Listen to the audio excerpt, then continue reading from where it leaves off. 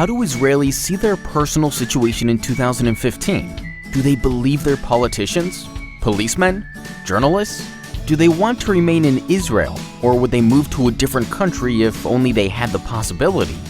This year, the Israel Democracy Institute released the Israel Democracy Index for the 13th time. How do Israelis see their personal situation in 2015? Well, let's start with the good news. 3/4 of Jews, an impressive majority, feel that their personal situation is good or very good, an increase of some 13% compared to 2014.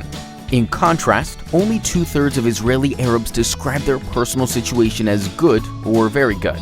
A very small percentage of Israelis, both Jews and Arabs, describe their situation as bad or very bad. That's a drop of 59% compared to last year.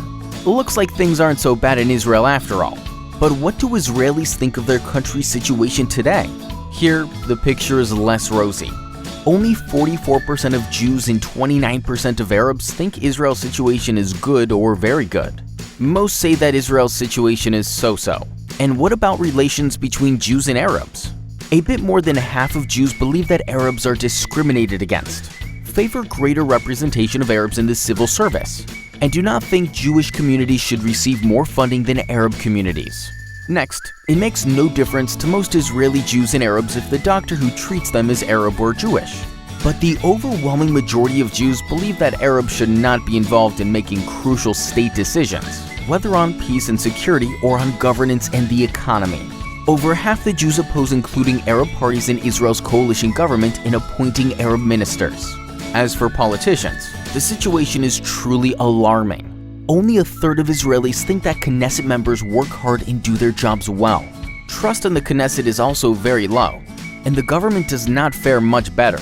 Only 1/3 of Israelis have confidence in the government. This is the lowest rate of trust since 2010. To add insult to injury, an overwhelming majority of Israelis, 78%, feel that they cannot influence government policy at all, or can only influence it a little bit. Trust in political parties is also extremely low. Only 19% of Israelis have confidence in their public representatives. Even worse, a very high proportion believe that government corruption is common in Israel. The trend continues with the Israeli public having little confidence in journalists. Not only that, but the standing of the police is only slightly better than the standing of politicians and journalists. Only 4 out of 10 Israelis have confidence in the police, a sharp drop from the rates of the last 4 years. But do not despair. Here's the good news. The Supreme Court enjoys a high level of trust. 2/3 of the public have confidence in the Supreme Court. President Rivlin and the soldiers of the IDF should break out the bubbly, and for good reason.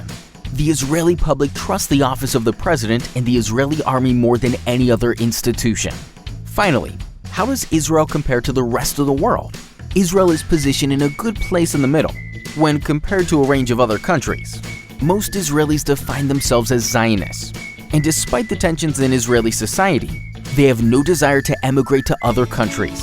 84% of all Israelis, Jewish and Arab, would prefer to remain in Israel, even if they were to be granted citizenship of another Western country. So there is room for improvement in Israel's democracy. But this year, the average Israeli has spoken. There's no place like home.